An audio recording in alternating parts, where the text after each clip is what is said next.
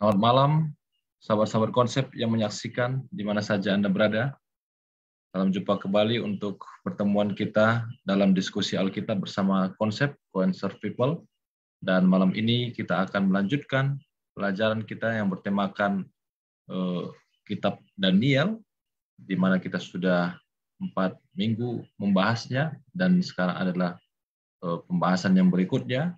Dan kita akan bersama-sama dalam pembahasan ini. Sebelumnya kita terlebih dahulu berdoa yang akan dipimpin oleh Pendeta Jeremy Tujulu. Kita berdoa.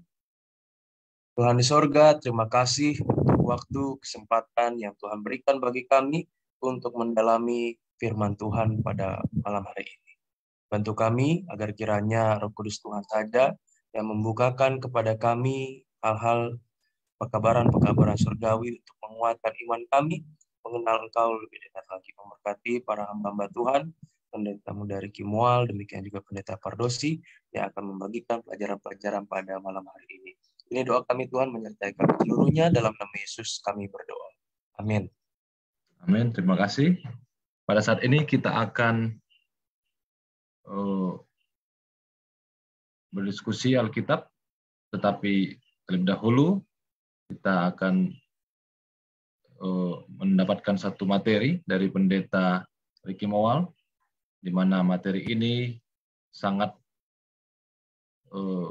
memberikan kepada kita satu pencerahan nantinya ya, dari kitab Daniel yang berjudul Umat Tuhan dan Tanduk Kecil. Mari kita sama-sama simak materi ini, mari kita pusatkan perhatian kita dan fokus agar nanti kita bisa mendapatkan pelajaran-pelajaran yang bisa kita aplikasikan dalam kehidupan ya, sekalipun ini sudah terjadi tetapi akan terus terjadi ya, yaitu kitab nubuatan ini, dan apa hal-hal yang menjadi aplikatif nanti kita bisa dapatkan melalui pemateri kita, yaitu Pendeta Ricky Mual. Pendeta Ricky Mual melayani di Konferensi Jawa Kawasan Timur, dan kita malam hari ini akan memberikan waktu ini kepada Pendeta Ricky Mual. Silakan, Pendeta. Baik, shalom, selamat malam, sahabat konsep, Bapak Ibu Saudara, dan juga hamba-hamba Tuhan yang bergabung di ruang Zoom ini ataupun yang menyaksikan secara live di Facebook ataupun yang kemudian dari YouTube. Malam hari ini adalah lanjutan dari pelajaran dari sebelumnya ya, 2 minggu lalu. Masih dalam seri di buku Daniel ya. Saya permisi untuk share screen sebentar.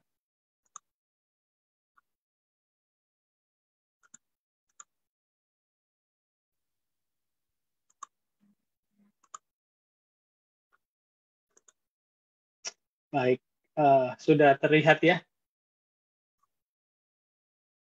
Oke. Judul yang diberikan malam hari ini adalah tentang umat Tuhan dan tanduk kecil.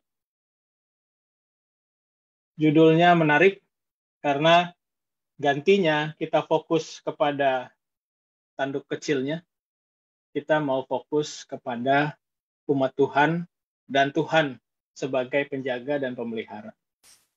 Tentunya kita akan membahas tentang tanduk kecil, mengidentifikasi tanduk kecil dalam kemunculannya di Alkitab, dalam buku Daniel khususnya. Dan dari situ kita akan dapat identifikasi dan kita akan lihat siapa itu tanduk kecil dan bagaimana kemunculannya, bagaimana keberhasilan untuk sementara waktu itu, dan bagaimana kehancurannya.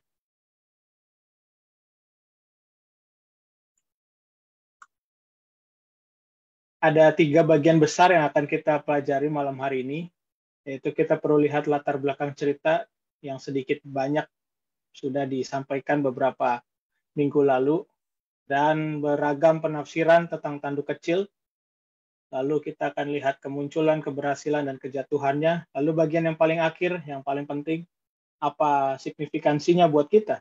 Lalu apa pelajaran rohani atau aplikasinya yang harus kita lakukan setelah kita berhasil mengidentifikasi siapa tanduk kecil ini.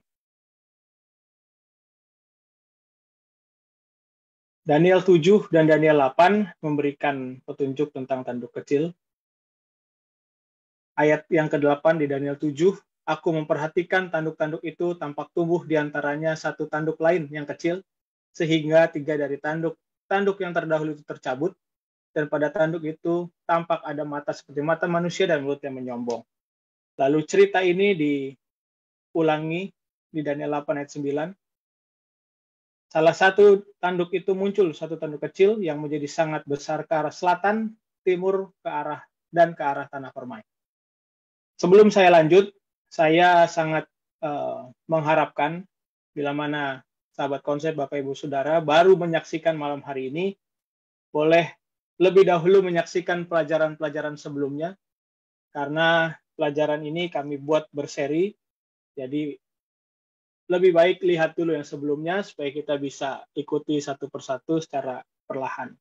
Dan bila mana Bapak Ibu ada Alkitab, boleh sambil dibaca. Tentunya saya nggak akan membacakan semua ayatnya karena keterbatasan waktu, tapi itu saya sampaikan supaya kita boleh mengikuti secara perlahan dan akhirnya kita bisa mengerti apa yang dibahas ini.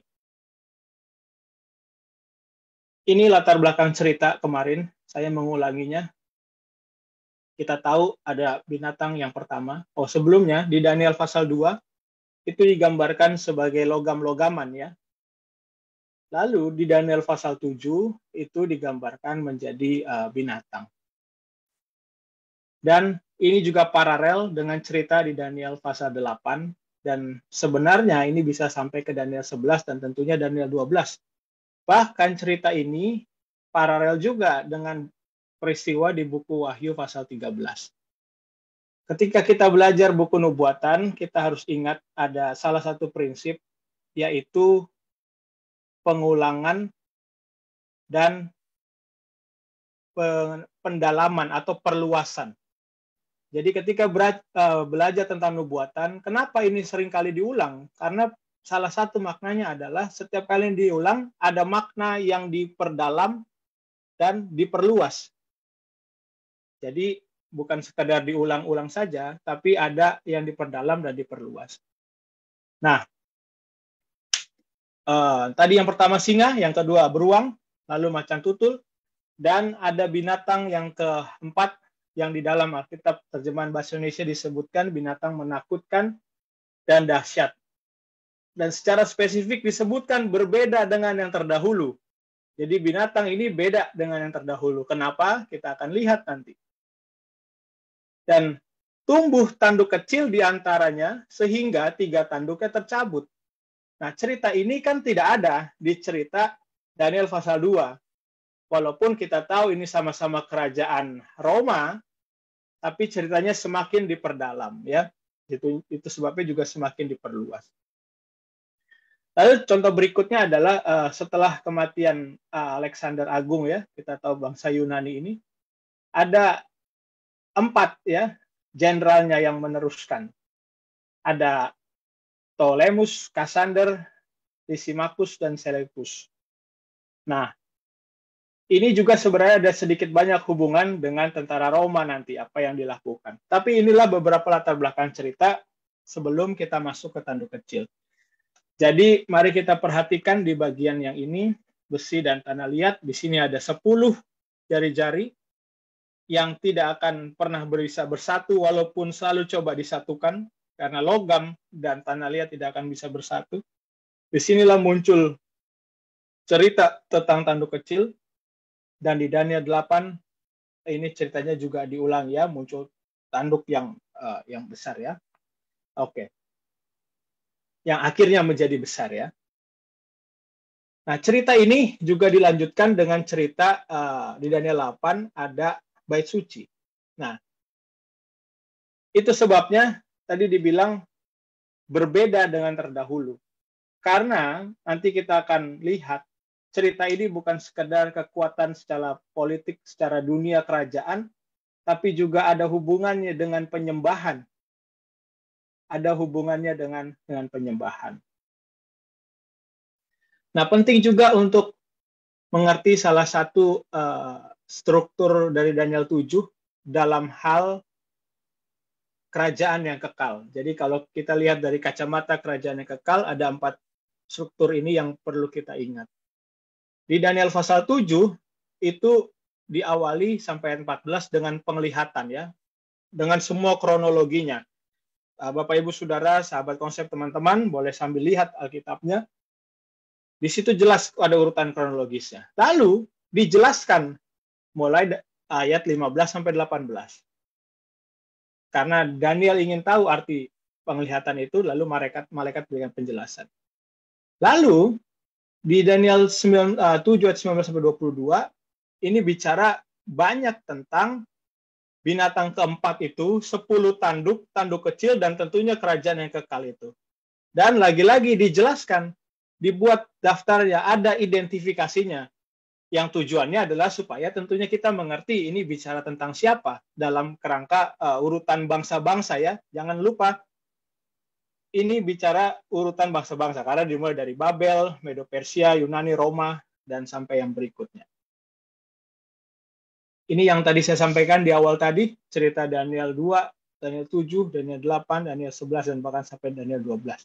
Cerita ini diulangi dan diperluas. Tentunya saya harus memberikan batasan, tidak semua detil akan dibahas, tapi kita akan cukup membahas siapa itu tanduk kecil, identifikasinya, sehingga kita boleh mengerti ini baik secara sejarah dan penerapan rohani saat ini. Nah, ini sebagai salah satu ayat kuncinya tentang binatang keempat tadi. Nah, ini yang harus kita ingat dan kita perhatikan. Ayat 23, ini bagian yang pertama. Binatang yang keempat itu ialah kerajaan keempat yang akan ada di bumi. Jadi binatang keempat itu adalah kerajaan yang keempat. Lalu tahap yang kedua, ke-10 tanduk itu ialah 10 raja yang muncul dari kerajaan itu. Kerajaan mana? Kerajaan yang keempat. Jadi dari sini kita dapat sekuensnya, urutannya ya. Kerajaan yang keempat, lalu setelah kerajaan yang keempat itu selesai, muncullah ke-10 tanduk atau 10 raja. Karena disebut raja berarti ada bangsanya, ada kerajaannya yang muncul setelah binatang yang keempat ini. Yang kita tahu adalah Roma ya. Oke. Lalu setelah 10 tanduk itu, ayat 24 selanjutnya dikatakan, sesudah mereka akan muncul seorang raja. Dia berbeda dengan raja-raja yang dahulu dan akan merendahkan 3 raja. 3 raja ini nanti paralel dengan cerita 10 tanduk, ketika 1 tanduk kecil ini muncul, 3 tanduk musnah ya. Nah, singkat cerita, sebagaimana yang sudah disinggung di 2 minggu lalu, inilah pembagian ya, atau hasil dari perpecahan kerajaan Roma di tahun 476. Nanti kita akan lihat beberapa kutipan sejarah, karena bicara tentang bangsa-bangsa, tentunya kita harus selaraskan dengan sejarah apakah benar terjadi demikian. Inilah 10 bangsa-bangsa, dan akhirnya 3 bangsa Heruli, Vandal, Ostrogoth tidak ada lagi, dan muncul tanduk kecil. Dan kita nanti akan lihat peran tanduk kecil meruntuhkan bangsa-bangsa ini. Setelah jatuhnya kerajaan Roma itu tahun 476. Yang berikutnya, sebelum kita lanjut ke identifikasi tanduk kecil itu, dalam kalangan Kristen atau bahkan kalangan Yahudi, para ekspositor pelajar ini punya ragam penafsiran tentang siapa itu tanduk kecil. Itu sebabnya tidak heran sampai sekarang kita masih bertanya siapa sebenarnya tanduk kecil ini.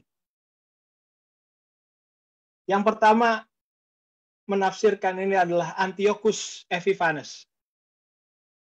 Ini dari Seleucus ya, atau sekarang itu daerah Syria. Kekuasaannya sampai di daerah Syria dan sekitarnya.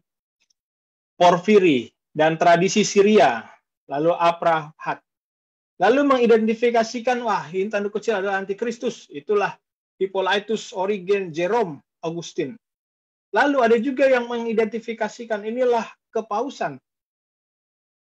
Bapak Ibu Saudara, saya harus sampaikan ketika bicara kepausan dan yang lainnya, kita tidak bicara secara pribadi orang-orangnya, tapi kita bicara secara sistem.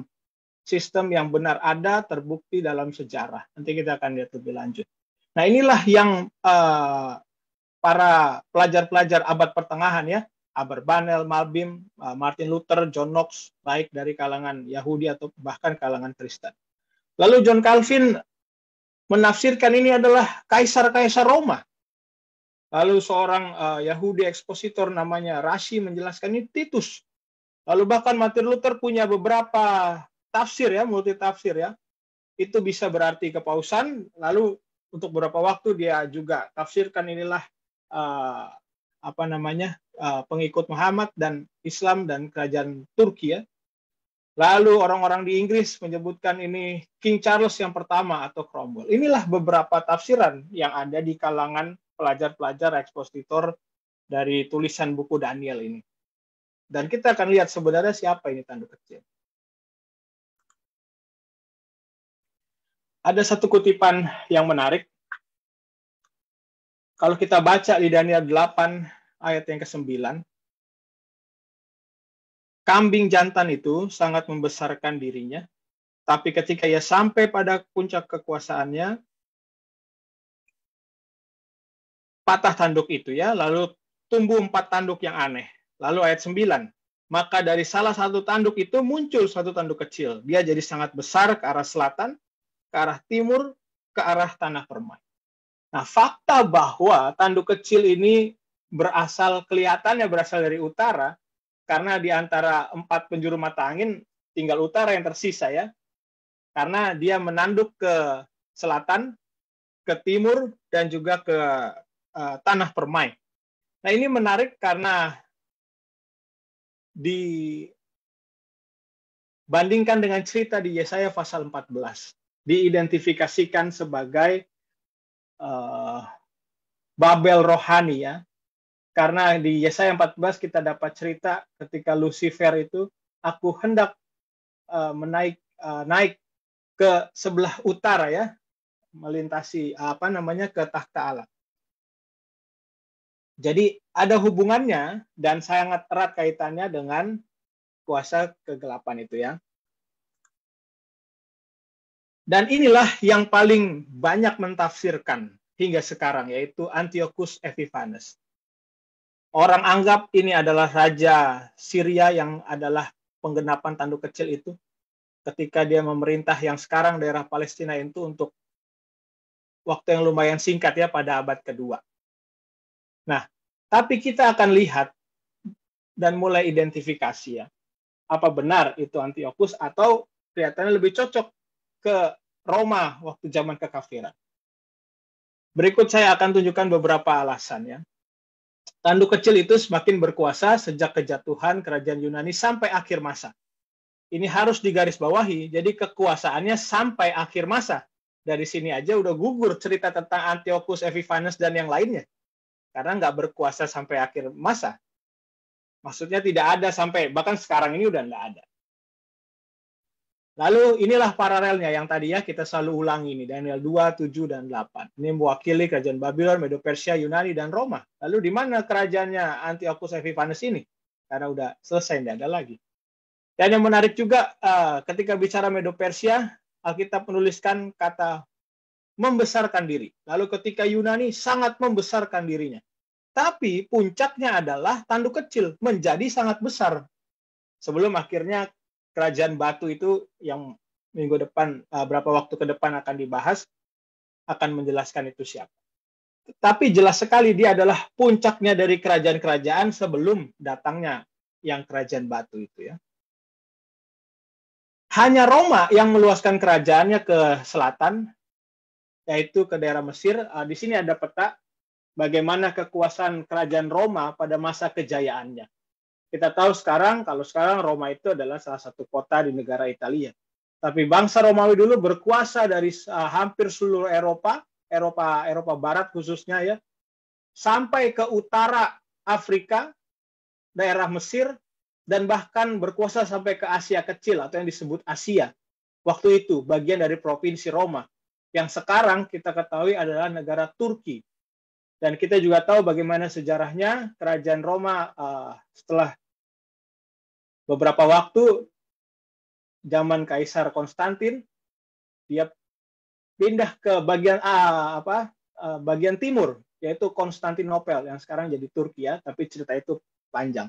Tapi inilah bukti bahwa hanya Roma yang pas dengan kriteria ditunjukkan Daniel 8 ayat yang ke-9. Nah baik, sekarang kita akan mulai masuk tentang kemunculannya. Dan kita akan mulai identifikasi tentang tanduk kecil itu. Paling tidak, minimal ada 8 identifikasi tanduk kecil di Daniel pasal 7. Ketika kita bicara buku Daniel pasal 7, minimal ada 8 ya. Ia bangkit, muncul dari binatang yang keempat. Lalu ia muncul setelah 10 tanduk lainnya. Jadi lihat urutan ini. Itu sebabnya kenapa yang lain itu nggak masuk urutan ini. Karena dia harus muncul setelah binatang yang keempat. Dan dia muncul setelah 10 tanduk. Lalu Alkitab berikan keterangan di ayat yang ke-8 dan ke-20 Daniel 7. Ia kecil ya pertama kali, tapi dia menjadi besar dan lebih besar dari yang lainnya. Dan kemunculannya merendahkan 3 raja. Itu sebabnya 3 tanduk yang terdahulu tercabut. Ia memiliki mata manusia dan mulut yang menyombong. Apa itu? Mengucapkan perkataan yang maha tinggi. Bapak Ibu lihat mulai nomor 5, 6, dan 7 ya. Itu menganiaya orang-orang kudus milik yang maha tinggi dan berusaha mengubah waktu dan hukum. Kerajaan-kerajaan yang lain hanya menyerang secara horizontal ya, sekitarnya, bangsa lainnya dikalahkan, bangsa lainnya dikalahkan. Tapi secara khusus ketika bicara tanduk kecil, dia bukan hanya menyerang yang lainnya secara horizontal atau menyerang bangsa-bangsa yang lain, tapi satu paket dia juga menyerang ke yang maha tinggi ya. Jadi serangannya itu vertikal dan juga horizontal. Itu sebabnya dia berbeda dengan yang lainnya.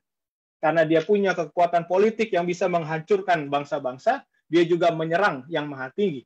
Mungkin kita bertanya bagaimana caranya menyerang yang maha tinggi, bagaimana caranya mulut yang menyombong dan perkataan menentang maha tinggi. Kita nanti akan lihat lebih jauh.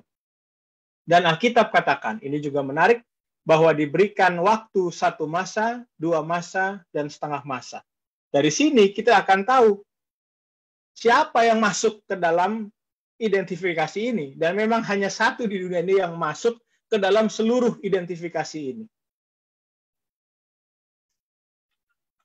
Untuk beberapa ke depan, karena kita bicara sejarah, jadi saya mengutip beberapa tulisan dari sejarah-sejarah dan juga literatur yang memberikan keterangan tentang ini.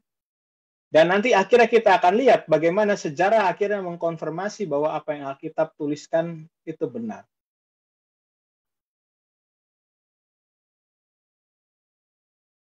Roma kekristenan adalah penerus yang sah daripada Roma kekafiran. Dan kutipan selanjutnya menunjukkan bahwa kepausan tidak lain. Ya, ini karena penulisnya bukan kalangan kita. Jadi kepausan Roma tidak lain adalah hantu ya dari kekaisaran Roma yang telah meninggal. Lalu duduk seperti mungkin bahasa kita gentayangan ya di atas di atas kuburannya. Lalu berikutnya,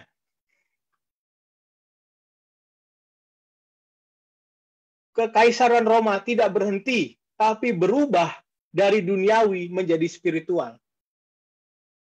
Saat itu gereja menyebar ke seluruh bangsa dan digabungkan dengan kekuatan kekaisaran Roma yang kafir. Beberapa waktu yang lalu kita telah lihat ya, dan nanti juga kita akan lihat bagaimana mulai zaman Konstantin ya, tanda kutip Konstantin menjadi Kristen, tapi dia bawa segala budaya-budaya paganisme dan lainnya. Dan kita juga akan lihat nanti bagaimana hukum dan waktu berubah. Ini yang disampaikan tadi. Ketika tanduk kecil ini muncul, merendahkan 3 raja, 3 dari tanduk yang terdahulu tercabut. Sejarah menuliskan bahwa Kaisar Zeno ya, tahunnya 474. Kita tahu setelah Konstantin itu tahun 300-an, abad keempat, ini abad kelima ya. Jadi mereka sudah resmi jadi Kristen begitu ya. Dia atur janji dengan bangsa Ostrogot tahun 47 dan akhirnya memusnahkan kerajaan Heruli tahun 493. Lalu Kaisar Justinian tahun 500-an abad ke-6 ya, memusnahkan Vandas tahun 543 dan menghancurkan Ostrogot akhirnya tahun 538. Dengan demikian, ketiga tanduk yang dijelaskan buku Daniel itu, Heruli, Vandas, dan Ostrogot tercabut. Ini dimulai oleh dekret Justinian ya. Ini tentang bagaimana hubungannya penguasa waktu itu dengan kuasa agama ya.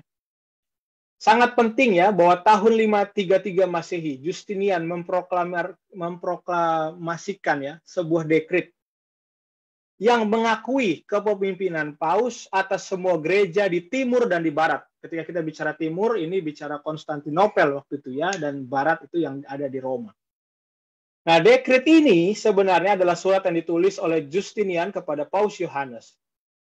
Harus diingat bahwa surat ini punya kekuatan hukum ya, karena ditulis oleh seorang pemimpin. Nah, kita baca kutipan yang ada di sebelahnya ya. Ini kutipan dari tulisannya.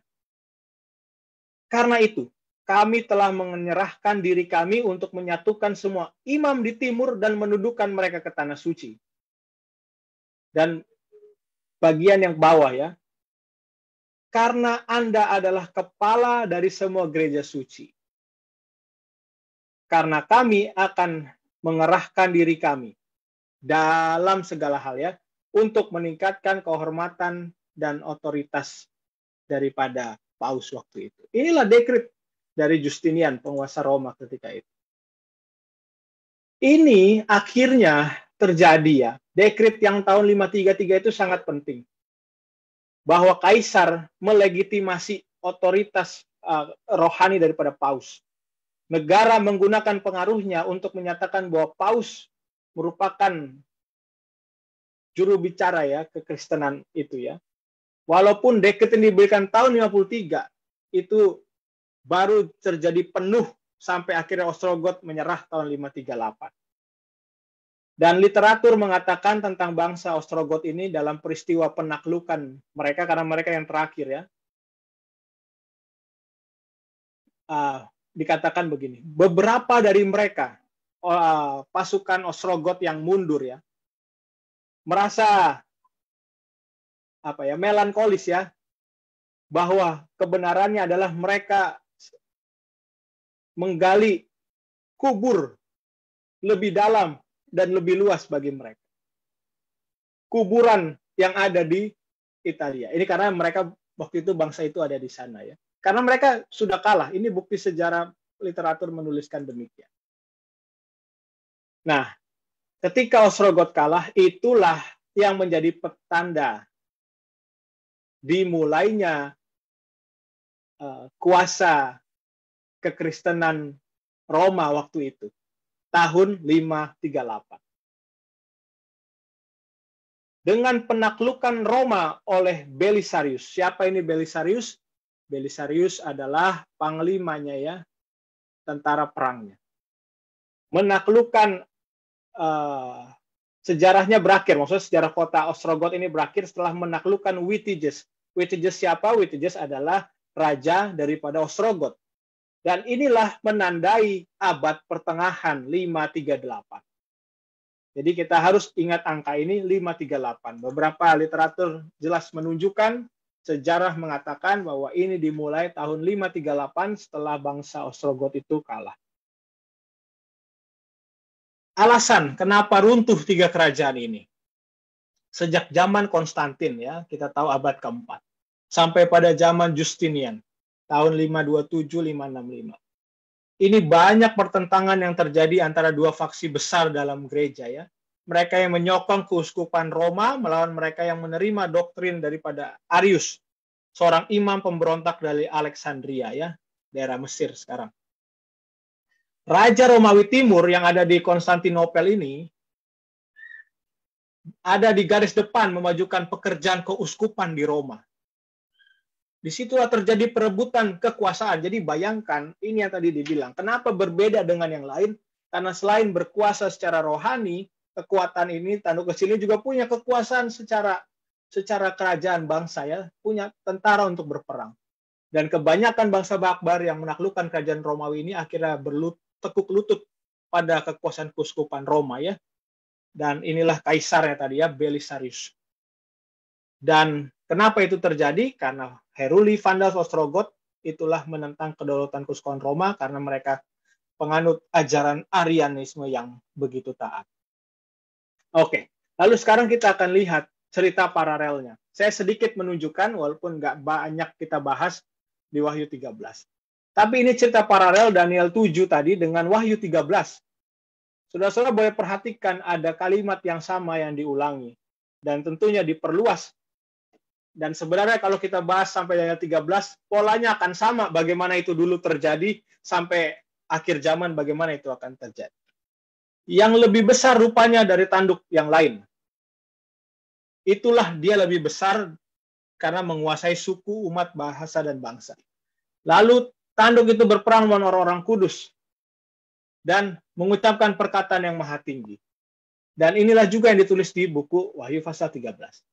Nah sekarang, setelah kita lihat paralel tadi, kita akan mulai lihat apa itu maksudnya 1260 hari, 3,5 masa, 42 bulan. Ini adalah terminologi yang berbeda untuk menjelaskan periode yang sama. Mari kita lihat secara ringkas. Kita perlu ingat ketika belajar nubuatan, kita harus tahu bahwa satu masa adalah 1 tahun. 1 tahun nubuatan adalah 360 hari nubuatan. Dan 1 hari nubuatan sama dengan 1 tahun literal. Kenapa pakai seperti ini? Ketika kita belajar nubuatan, kita harus terapkan ini. Ini juga yang akan kita pakai bila mana kita belajar 2300 petang dan pagi. Jadi prinsipnya sama, ya.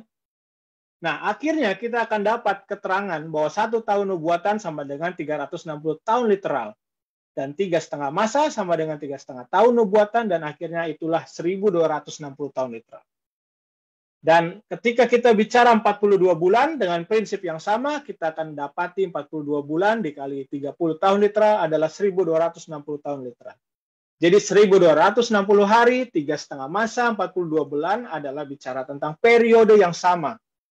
Hanya diulangi dan diberikan penekanan yang dalam dan ceritanya diperluas. Inilah kuasa kegelapan daripada Babel rohani tadi. Tahun 538. Kedudukan geografis gereja, ya, kita tahu di Italia ini, di Roma, dibebaskan dari tangan Ostrogoth. Akhirnya para paus mengerahkan kekuatan mereka, ya. Oleh karena itu tahun 538 inilah menandai periode ketika supremasi kepausan diakui secara eksplisit dan universal untuk pertama kalinya. Jelas sekali dari bukti sejarah dari perhitungan waktu kita ketemu angkanya, ya. Lalu kita bertanya tentang kejayaan kepausan, ya, ketika itu, ya. Beberapa literatur, ya, bahkan dari kalangan mereka sendiri menuliskan. Ini yang disampaikan kepada paus, ya. Kita boleh lihat tahun 1512. Engkau adalah gembala, engkau adalah tabib, engkau adalah direktur, engkau adalah petani, akhirnya engkau adalah Tuhan lain di bumi. Lalu Kardinal Robert Bellarmine. Semua nama yang dalam kitab suci diterapkan pada Kristus berdasarkan yang ditetapkan bahwa dia adalah atas gereja. Semua nama yang sama ditetapkan pada paus. Bayangkan. Lalu kutipan berikutnya. La Civiltà Cattolica. Paus adalah hakim tertinggi hukum negara. Dia adalah wakil Kristus, bukan hanya seorang imam selamanya, tapi juga raja di atas segala raja dan tuan di atas segala tuan. Kita akan lihat apa itu yang tadi di awal kita jelaskan. Dia berbeda karena dia bukan hanya menyerang secara horizontal, dia juga menyerang secara vertikal. Lalu bukti sejarah menuliskan, ya, Paus Leo ke-13. Kami memegang di bumi ini tempat Tuhan yang Maha Kuasa. Beberapa kutipan lain menunjukkan, ya, dalam pemandangannya waktu itu ya adalah lebih jahat ya untuk memanggil paus itu antikristus daripada dia membuktikannya dengan membakar ribuan ya pria, wanita dan anak-anak. Ini juga kita akan lihat bagaimana dia menyiksa umat-umat Allah ya.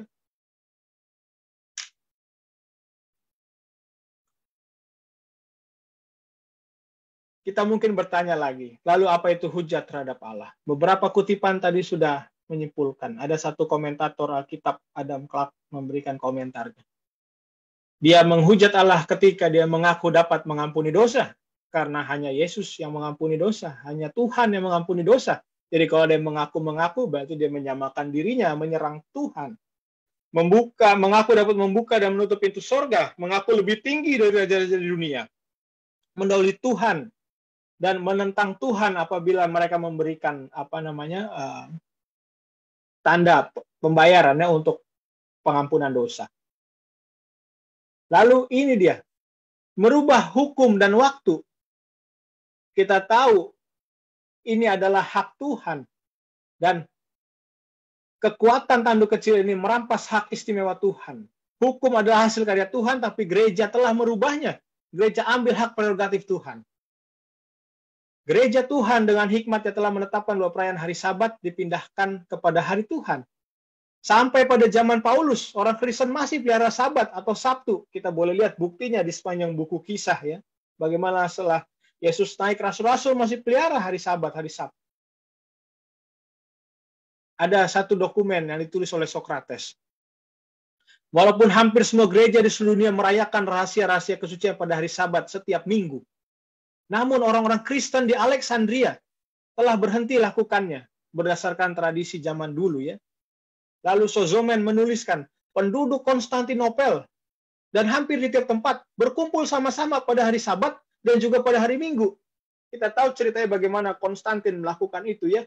Tidak langsung pindah, tapi pelihara dua-dua. Dan itu pun aneh, yang tidak biasa dirayakan di Roma dan di Alexandria. Ini sejarah ringkasnya. Abad keempat, tahun 321 ya, Undang-Undang Hari Minggu mulai dikeluarkan dan kemudian menjadi Undang-Undang Hari Minggu bersifat religius. 7 Maret 321 oleh Kaisar Konstantin. Dan ketika lihat hari Minggu ini sangat populer di kalangan pemuja matahari dan juga di kalangan Kristen, Konstantin berharap bahwa dengan menjadikan hari Minggu itu hari libur, ia dapat pastikan dukungan dari kedua konstituensi ini bagi pemerintahannya. Dari sini kita lihat kenapa di awal tadi Konstantin bertobat ya, tanda kutip. Karena ini mau cari dukungan. Kita tahu kalau cari dukungan basis agama besar ya, itu bukan cuma terjadi di saat-saat ini. Dari dulu pun begitu. Supaya bisa dia pegang semuanya. Karena gereja itu sudah semakin besar waktu itu ya. Dan akhirnya beberapa dekade kemudian, Konsili Laodikia 364, yang bukan sebuah konsili universal, melainkan diselenggarakan oleh Katolik Roma, untuk pertama kali mengeluarkan undang-undang pemeliharaan hari Minggu. Cerita ini adalah bukti sejarah, kita bisa temukan catatan ini di mana saja, bagaimana akhirnya Sabat berubah menjadi Minggu. Sabat yang Tuhan berikan diubah oleh manusia. Apakah ini bukan namanya menghina, menantang yang maha tinggi? Pada hari pemujaan matahari ya, hendaknya para hakim, penduduk yang tinggal di kota-kota beristirahat, dan tempat-tempat kerja ditutup. Inilah ceritanya. Lalu kita masuk ke bagian akhir daripada cerita tentang tanduk kecil ini. Bagaimana dia jatuh. Karena kita tahu periodenya 538 berhenti di 1798. Tepat 1260 tahun. Itulah berakhir ketika Paus ditawan. Kita tahu sejarah waktu itu, karena begitu hebat Napoleon Bonaparte di Italia ini, orang Prancis waktu memasuk Italia ini, akhirnya dia membuat paus ya, untuk harus diasingkan, dan akhirnya anggap Roma ini sebagai musuh Republik dan nggak mungkin untuk didamaikan lagi. Dan sejarah menunjukkan bagaimana pemerintah Prancis menyuruh Napoleon memanjakan paus ya, memanjakan paus. dan Jenderal Berthier lakukan ini. Dan Paus Pius ini akhirnya dibawa, dan beberapa tahun kemudian 1799 dia akhirnya meninggal di pengasingan. Ini bahkan dicatat oleh Britannica ya, Februari 1798 ya. Pasukan menguasai dan akhirnya memaksa Paus untuk dibuang ya. Bagian-bagian akhir dari cerita ini saya ingin tunjukkan tulisan dari hamba Tuhan Nyonya White. Wahyu 13 ayat 1 sampai 10 itu menggambarkan binatang lain yang serupa dengan macan tutul. Kalau kita buka buku Wahyu pasal 13, itulah gabungan dari semua binatang-binatang ini. Lambang ini sebagaimana kebanyakan Protestan mempercayai waktu itu ya, karena kita tahu abad 14 dan 15 muncul para reformator ya di masa kegelapan itu ya, 538 sampai 1798. Dimulai dari John Wycliffe di 1400-an, lalu 1500-an ada Martin Luther, John Huss, Jerome, dan lain-lain. Dan mereka mempercayai dengan jelas bahwa ini adalah kepausan. Karena binatang itu diberikan mulut penuh kesombongan dan hujat, dia menghujat Allah. Bagaimana caranya? Yang tadi, dia mengakui dia adalah yang punya otoritas dunia ini, dan dia merubah hukum dan waktu. Nubuatan ini identik dengan keterangan tanduk kecil Daniel 7 ya, tanpa diragukan ini menuju kepada kepausan. Dan diberikan kuasa 42 bulan. 42 bulan itu sama dengan satu masa, 2 masa, dan setengah masa. 3,5 tahun sama dengan 1260 hari. Itulah di mana kepausan menindas umat Allah. Kita bisa temukan banyak catatan bagaimana umat Allah yang setia banyak dihabisi ya di masa itu. Makanya akhirnya muncul para reformator-reformator. Masa ini sebagaimana disebutkan dengan pasal-pasal yang terdahulu, dimulai dengan supremasi kepausan tahun 538 dan berakhir 1798 ketika Paus ditawan oleh tentara Prancis. Namun, bila mana kita baca cerita di buku Wahyu 13, luka ini sembuh ya, 1929. Tapi kita tidak fokus bahas ke situ. Kita bahas masa 538 sampai 1798. Sampai bagaimana kuasa tanduk kecil ini jatuh. Lalu bagian yang akhir. Apa pelajaran rohani bagi kita ketika kita melihat cerita ini? Ketika kita belajar nubuatan Alkitab itu sungguh benar. Terjadi, sejarah mengkonfirmasi apa yang Alkitab tuliskan. Tepat seperti yang digambarkan. Dan ini sudah cukup buat kita untuk percaya dan perhatikan lagi apa yang akan segera terjadi di depannya. Seperti saya bilang tadi, ada cerita di Wahyu 13. Dan polanya akan sama. Bagaimana kekuatan iblis itu menggerakkan kekuatan politik dan akhirnya bersatu dengan kekuatan agama. Cerita yang sama ada di Wahyu 13. Bagaimana iblis naga itu memimpin akhirnya kekuatan politik dan agama bersatu. Dan pelajaran yang kedua, penerapan sejarah. Apa yang kita baca ini adalah penerapan secara sejarah. Ini bukti benar terjadi. Namun cerita tanduk kecil ini juga punya penerapan pribadi yang mengingatkan bila kita ada di pihak Tuhan. Mungkin ada waktu ya umat Tuhan terlihat kalah, harus mati. Tapi pada akhirnya kalau ada di pihak Tuhan, kita akan selamat dan terima hidup kekal. Dan sepanjang sejarah menunjukkan peran bagaimana penurutan, kesetiaan kepada Tuhan adalah hal yang utama. Kita tahu di setiap zaman ada umat-umat yang setia. Tahun 538 sampai 1798. Sebelum abad ke-14, John Wycliffe, ada orang-orang Waldensia tahun 1100-an yang harus lari ke goa-goa hanya karena mereka pegang firman Tuhan, mereka tidak mau tunduk kepada kekuasaan gereja waktu itu dan melaksanakan hari Sabat yang benar sesuai Alkitab. Muncul reformator-reformator yang lain akhirnya abad 15 dan 16. Itulah umat-umat Tuhan yang setia di tengah ketidaksetiaan ya. Pada tiap zaman akan selalu ada umat yang sisa yang menuruti hukum-hukum Allah dan iman yang setia. Biarlah kita jadi bagian mereka. Lagi-lagi fokus kita bukan mau lihat tanduk kecilnya, tapi umat Tuhannya dan bagaimana Tuhan memelihara umat-umatnya.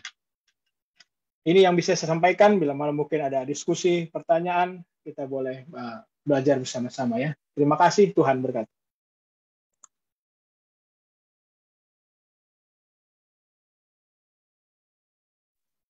Baik, terima kasih untuk pemaparan yang sudah disampaikan Pendeta Ricky Mual kepada kita tentang bagaimana umat sisa dan tanduk kecil, ya, di dalam pelajaran Alkitab kita ini. Kita sudah mendapatkan informasi yang dalam tadi, dan saat ini kita buka ruang untuk diskusi. Ya, bila mana ada pertanyaan dari sahabat-sahabat konsep yang menyaksikan di live Facebook, kami sangat menerima pertanyaan untuk kita sama-sama diskusikan. Baik, di sini sudah ada satu pertanyaan, saya akan bacakan. Nanti akan ditanggapi oleh Pendeta Ricky, dan juga kemudian nanti dilanjutkan oleh Pendeta Pardosi. Yang pertama, apakah ada dasar Alkitab terhadap perhitungan tahun nubuatan dan tahun literal yang tadi disampaikan itu? Mohon pencerahannya, ya. Jadi ada tahun-tahun tadi, ya. Bagaimana kita bisa menyimpulkan bahwa 1230, 1260, 3200 itu adalah literal sebagaimana yang sudah disampaikan tadi. Silakan Pendeta Ricky. Baik, terima kasih pertanyaannya. Pertanyaannya apakah ada dasar Alkitab? Tentu harus ada. Karena kita sedang membaca nubuatan Alkitab. Jadi dasar yang digunakan harus dasar Alkitab. Di slide tadi saya sudah sampaikan apa dasarnya menghitung 1 tahun, 1 hari sama dengan 1 tahun. Yeskiel 4 ayat yang ke-6. Itu jelas menunjukkan bahwa 1 hari adalah 1 tahun. Dan itulah akan yang selalu digunakan ketika membaca nubuatan, apalagi nubuatan waktu di dalam Alkitab. Lalu mungkin kita bertanya, loh dari mana akhirnya kita tahu itu benar? Ya selain karena ayat itu tadi, bukti sejarah sudah mengkonfirmasi perhitungan itu benar. Jadi saya pikir itu sudah komplit dan nggak perlu usaha lain lagi untuk menjelaskan itu. Karena Alkitab sudah katakan 1 hari 1 tahun ketika bicara nubuatan, dan ketika kita coba pakai ini, sejarah mengkonfirmasi cara hitungan ini benar. Dan saya pikir itu sudah cukup untuk menjawab. Terima kasih pertanyaannya. Baik, terima kasih untuk tanggapannya Pendeta Ricky, ya. Jadi sejarah sudah mencatat apa yang ada di dalam Alkitab itu, ya, sesuai dengan jumlah tahun-tahunnya. Kita akan dengarkan tambahan atau tanggapan dari Pendeta Pardosi. Silakan, Sir, menanggapi tentang tahun-tahun nubuatan secara literal atau apakah itu tidak literal atau bagaimana? Baik, terima kasih atas waktu kita berjumpa kembali malam hari ini, dan terima kasih atas kesetiaan para sahabat-sahabat konsep yang menyaksikan live maupun nanti yang mengikuti di YouTube-nya, ya. Ketika kita bicara tentang nubuatan, maka selalu kita harus bicara kepada siapa itu diberikan pekabaran, lalu konteksnya bagaimana, dan penerapan dari pekabaran itu. Ketika nubuatan itu tidak menunjukkan angka-angka, maka kita akan melihat penggenapan nubuatan itu apakah terjadi di zaman si nabi yang menyampaikan pekabaran itu, ataukah terjadi di luar zaman sang nabi, ya, atau bahkan sampai ke zaman sekarang ini. Ya, saya kasih contoh lah. Ketika Nabi Mika menyampaikan bahwa di Bethlehem Mesias itu akan lahir, kan di situ tidak ada waktu, ya. Berarti yang ada adalah hanya tempat, yaitu Bethlehem. Kemudian penulis buku Injil lah yang memastikan bahwa nubuatan dari Nabi Mika tentang datangnya Mesias di Bethlehem itu penggenapannya ada pada Yesus. Begitu, ya, cara kita memahami sebuah nubuatan. Jadi penulis Perjanjian Baru itu memastikan bahwa nubuatan-nubuatan nabi-nabi Perjanjian Lama itu penggenapannya seperti ini. Di dalam terang yang diberikan Tuhan kepada mereka, sehingga mereka menarik nubuatan-nubuatan itu di dalam penggenapan-penggenapan di masa mereka hidup, yaitu para penulis Perjanjian Baru. Nah, ketika itu menyangkut kepada nubuatan yang ada kaitannya angka-angka, maka kita harus melihatnya juga kepada dua cara yang sama itu, yaitu apakah itu digenapi di zaman sang nabi, ataukah itu digenapi di luar zaman sang nabi. Nah, di luar zaman sang nabi itu bisa saja tetap di masa lalu, yaitu di masa perjanjian lama, tapi nabi itu sudah tidak hidup lagi. Atau penggenapannya itu sampai justru di zaman modern. Saya kasih contoh, ketika Yeskiel, ya dalam catatan Alkitab kan dia kan disuruh berbaring ya, berbaring kiri ya, berbaring kanan ya. Maka itu kan penggenapannya tidak di zaman nabi itu. Ya, tidak di zaman nabi itu sendiri hidup gitu, atau nubuatan itu selesai sampai nabi itu masih hidup gitu. Ya. Lalu karena kita sekarang konteksnya buku Daniel, maka kita juga melihat apakah nubuatan angka-angka yang ada di buku Daniel itu, ya seperti 2300 petang dan pagi, dan lain sebagainya, apakah itu digenapi di zamannya Daniel? Ya, sementara kalau kita lihat dalam buku Daniel 12, kan Daniel itu justru disuruh beristirahat. Ya.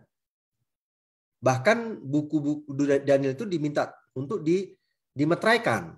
Ya kan? Berarti angka-angka itu tidak terjadi di zaman Daniel. Nubuatan-nubuatan buku Daniel itu tidak terjadi dalam hidupnya Daniel sendiri. Contohnya seperti 70 minggu itu tidak terjadi di zamannya Daniel. Ya, mungkin awalnya terjadi di zaman Daniel, yaitu awal dari 70 minggu. Tetapi di luar itu tidak terjadi di zamannya siapa? Di zamannya Daniel. Nah, itu menyangkut juga tentang 2300 petang dan pagi, dan juga 1260, 1290, dan 1335. Meskipun dalam buku Daniel itu selalu muncul bangsamu Daniel, bangsamu Daniel. Nah, bangsamu Daniel itu bukan merujuk kepada Israel secara jasmani, ya, tetapi sudah lebih merujuk kepada umat-umat Tuhan yang dikategorikan sebagai bangsanya Daniel. Ya. Nah, cobalah saya kasih contoh lah ya, saya kasih contoh dalam Daniel pasal 12 ayat 1. Ya. Pada waktu itu juga akan muncul Mikael, pemimpin besar itu, yang akan mendampingi anak-anak bangsamu. Dan akan ada suatu waktu kesesakan yang besar, seperti yang belum pernah terjadi sejak ada bangsa-bangsa sampai pada waktu itu. Tetapi pada waktu itu bangsamu akan terluput, yakni barang siapa yang didapati namanya tertulis dalam kitab itu. Nah, ada yang menafsirkan waktu kesesakan besar ini adalah 7 malapetaka dalam buku Wahyu 16. 7 malapetaka itu kan belum terjadi sampai sekarang, nanti menjelang Yesus datang setelah pintu kasihan tertutup sebagai pembalasan Tuhan kepada semua yang menerima tanda binatang. Tapi kenapa dipakai terminologi bangsamu? Itu kan berarti Israel dong. Ya. Sementara Israel itu dalam konteks Alkitab sudah bukan lagi menjadi umat kepunyaan siapa? Kepunyaan Tuhan kan dalam konteks Alkitab, ya kan? Lalu bangsa ini kira-kira siapa ini maksudnya ini? Ya, ini tidak merujuk kepada Israel jasmani, tetapi merujuk kepada apa? Umat-umat Tuhan Israel rohani itu tadi. Ya, jadi itulah cara kita memahami bagaimana nubuatan dalam kitab Daniel itu. Ketika dia merujuk kepada angka-angka, maka itu tidak mungkin secara harafiah. Karena itu akan sangat singkat. Contohnya 1260 hari. Ya itu kan cuma 3,5 tahun saja. Itu kan sangat singkat. Bagaimana penderitaan dalam Daniel 7 3,5 tahun itu begitu dahsyatnya sampai hampir memunahkan kekristenan, kan bagaimana mungkin kan gitu, enggak mungkin lah. Tetapi karena begitu panjang waktunya itu sehingga itu dianggap sebagai apa? Suatu kesusahan yang luar biasa dalam dunia kekristenan. Itulah yang saya dapat sampaikan tentang bagaimana memahami nubuatan dalam Alkitab. Terima kasih. Terima kasih, Terpedosi sudah menambahkan tentang bagaimana perhitungan waktu ini diterapkan secara Alkitab ya. Baik, saya rasa sudah cukup untuk hal itu.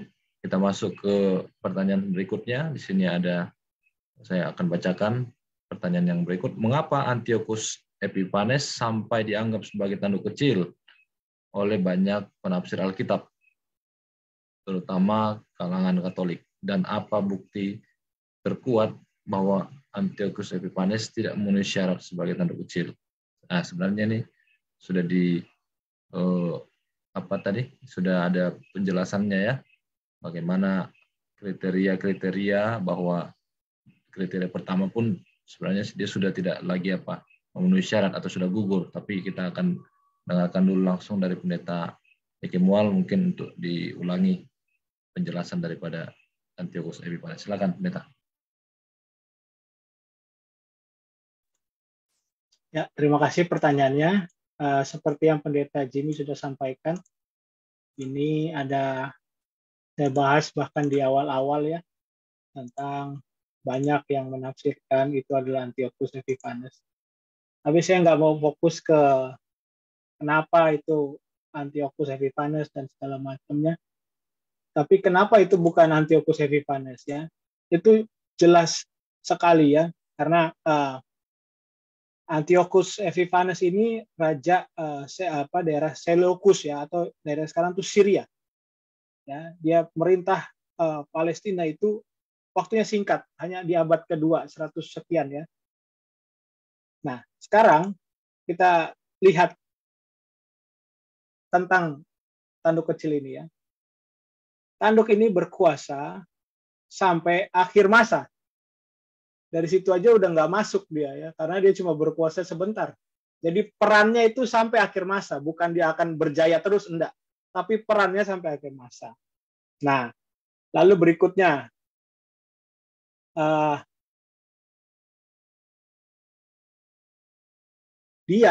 maksudnya tanduk kecil ini, dia meluaskan kerajaannya ya sampai ke Mesir, kalau di Alkitab bilang selatan, timur, dan juga tanah permai. Dan ini nggak bisa dilakukan oleh Seleukus, oleh Epiphanes ya, hanya sebagian aja dia, cuma di daerah tanah permai, di daerah sekarang itu Yerusalem Palestina saja. Nah ini baru beberapa, jadi dari situ aja udah nggak masuk ya. Nah, saya pikir ya itu sudah cukup menjawab kenapa kita nggak melihat itu sebagai Antiochus Epiphanes. Mungkin kalau ada sahabat-sahabat yang lain menambahkan cerita sejarah dari Antiochus Epiphanes juga mungkin boleh tambah. Terima kasih. Baik, terima kasih Pendeta Riki Mual ya. Tadi sudah disampaikan bahwa kekuasaan itu sampai akhir masa ya, sementara Antiochus tidak sampai akhir masa ya kekuasaannya. Dan itu adalah syarat yang sangat kuat ya untuk menjawab dari pertanyaan ini. Baik, terima kasih.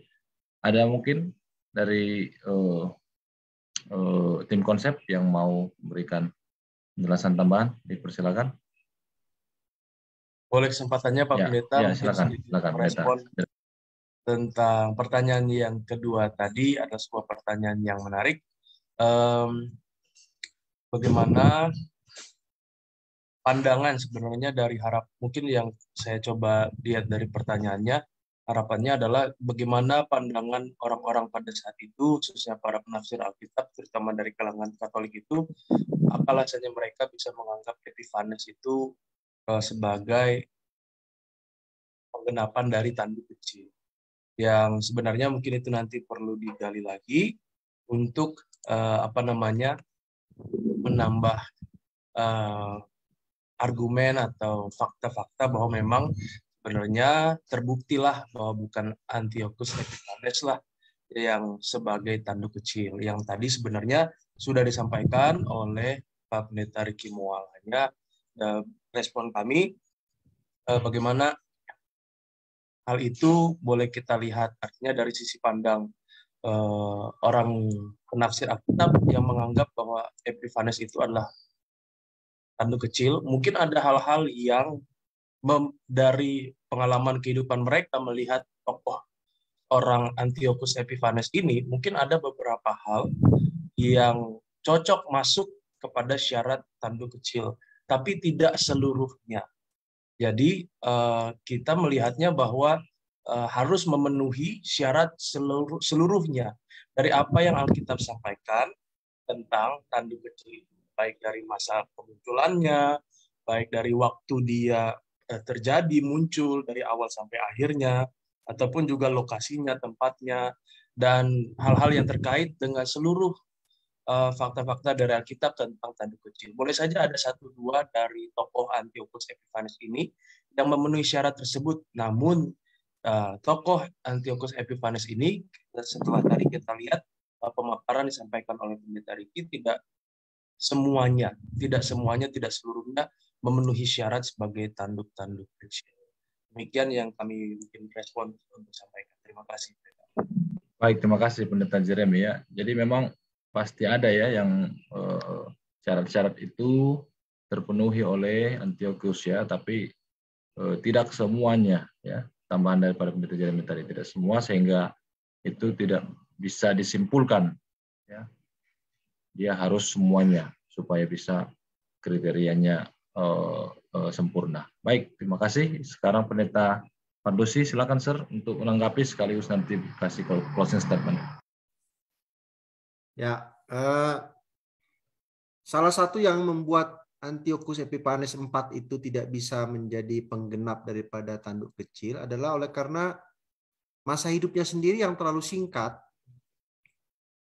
Ya, ini kan membutuhkan 3,5 masa atau 1260 hari yang menjadi 1260 tahun. Sementara Epiphanes itu kan hidupnya singkat, tidak panjang. Jadi bagaimana dia bisa mewakili sebuah periode nubuatan yang begitu panjang, sementara usia dia pun tidak segitu panjang. Yang kedua, kalau saudara perhatikan baik-baik, dalam Daniel pasal 7 itu ya, tentang ciri-ciri daripada aktivitas tanduk kecil itu, salah satunya adalah dia merubah waktu dan hukum ya. Benar begitu ya? Ya. Apakah Antiochus Epiphanes itu ada merubah waktu dan hukum? Ya, hukum yang dimaksud adalah hukum Tuhan ya kan, bukan hukum pemerintahan sipil atau apa. Merubah waktu, adakah dia melakukan perubahan waktu yang terkait kepada aktivitas tanduk kecil itu? Kan tidak. Ya. Itu contohnya di ayat 25. Mengucapkan perkataan yang menentang Maha Tinggi, menganiaya orang-orang kudus milik Maha Tinggi, berusaha mengubah waktu dan hukum, dan mereka akan diserahkan ke dalam tangannya selama 1 masa dan 2 masa dan setengah masa. Lalu majelis pengadilan akan duduk dan kekuasaan akan dicabut daripadanya. Kapan ini majelis pengadilan akan duduk? Ya, sehingga kekuasaannya ini akan apa? Akan dicabut. Maka pemerintahan, kekuasaan dan kebesaran dari kerajaan di bawah semesta langit akan diberikan kepada orang-orang kudus. Ini kapan ini? Kalau kita merujuk kepada buku Wahyu, waktu Yesus datang yang kedua kali itulah, maka pemerintahan itu akan diserahkan kepada orang-orang kudus dan kita akan memerintah bersama dengan Yesus di sorga kan selama berapa? 1000 tahun kan? Ya. Jadi kalau berfokus kepada Antiochus Epiphanes, kira-kira kapan ini kan gitu? Kan tidak mungkin dia, karena aktivitasnya itu harus dijabarkan dengan apa? Dengan jelas di sana. Jadi itu sebabnya dalam pemahaman gereja Advent bahwa Antiochus Epiphanes itu tidak bisa disebut sebagai penggenap daripada tanduk kecil. Ya, karena masa periode yang tidak cukup, lalu aktivitas Antiochus Epiphanes itu tidak menggenapi aktivitas dari tanduk kecil yang Daniel 7 ayat 25. Masanya itu bahkan sampai kepada apa? Sampai kepada akan diserahkannya kerajaan-kerajaan di bawah semesta langit ini kepada siapa? Kepada umat-umat Tuhan yang ditebus itu.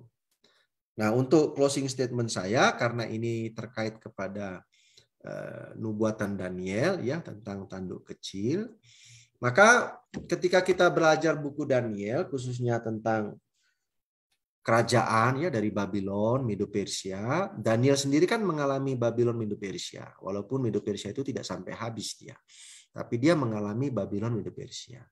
Sementara Yunani dan Roma itu Daniel sendiri dia tidak alami secara fisik. Tetapi itu terjadi dalam Alkitab dan itu benar adanya. Lalu di antara 10 kerajaan di Eropa itu, kalau berdasarkan Daniel 7, maka patahlah 3 tanduk. Yaitu Ostrogoth, Vandal, dan Heruli. Nah, patahnya 3 tanduk itu memunculkan yang tanduk kecil. Antiochus Epiphanes kan tidak muncul setelah patah 3 tanduk pecahan kerajaan Romawi. Tidak. Itu juga menjadi dasar bahwa Antiochus Epiphanes tidak bisa menjadi penggenap daripada tanduk kecil. Karena dia tidak muncul setelah kerajaan Romawi runtuh. Tanduk kecil itu muncul setelah kerajaan Romawi runtuh, sementara Antiochus Epiphanes tidak muncul setelah kerajaan Romawi runtuh. Romawi kan runtuh tahun 476. Antiochus Epiphanes kan hidup kan abad pertama sebelum Masehi atau sampai abad pertama Masehi. Jadi kan tidak menggenapi karena kerajaan Romanya masih ada. Nah, nubuatan-nubuatan ini sudah terjadi. Maka seluruh nubuatan dalam kitab Daniel itu ya pasti akan terjadi, karena kalau kita belajar buku Daniel itu sebenarnya nubuatannya sama, cuman di dalam terminologi atau lambang yang berbeda dengan tambahan-tambahan penjelasannya.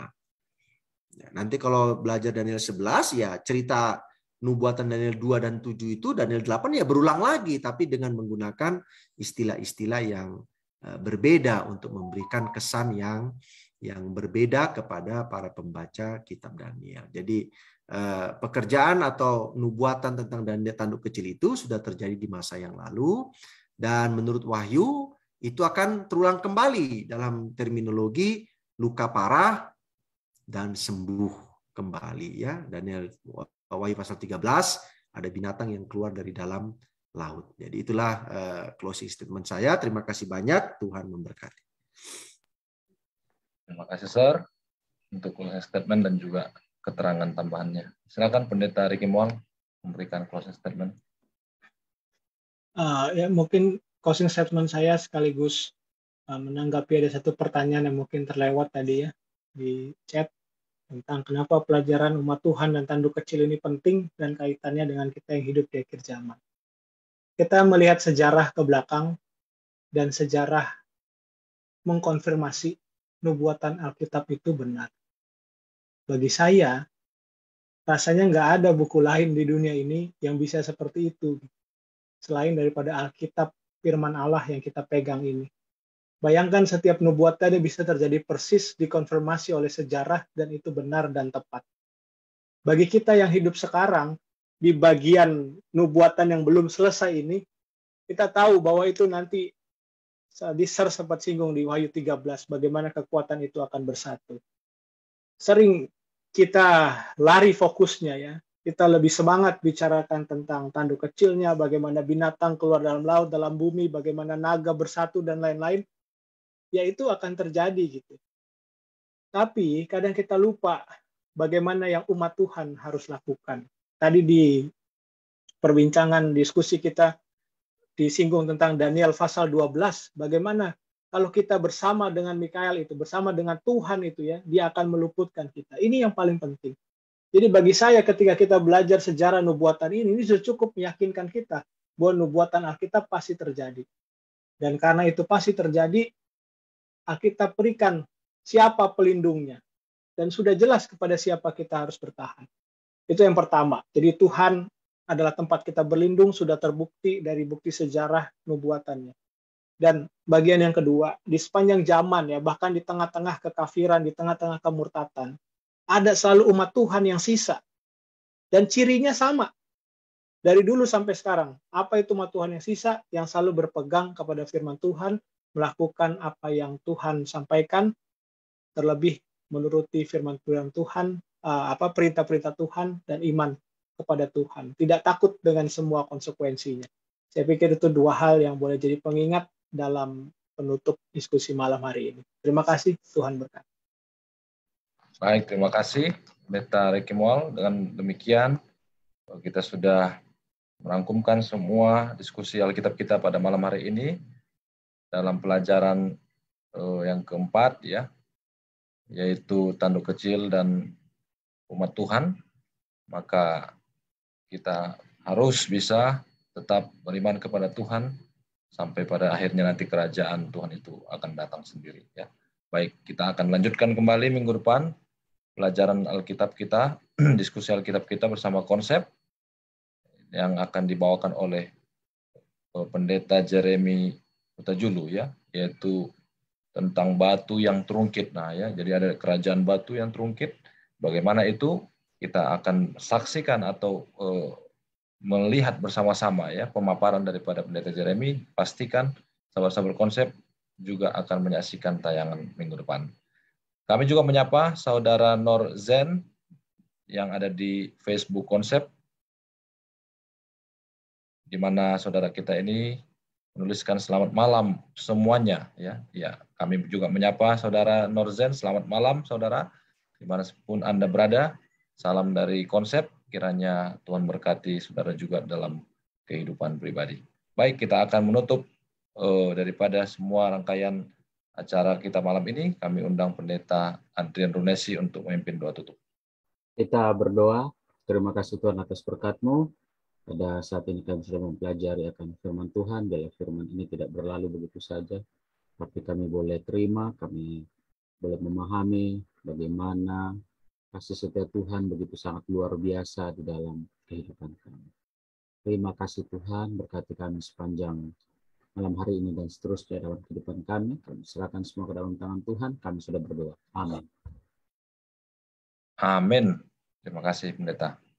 Dengan demikian, berakhir kita punya acara. Kami mengucapkan terima kasih kepada saudara-saudara sekalian, sahabat-sahabat Konsep yang menyaksikan. Sampai bertemu kembali minggu depan. Tuhan memberkati.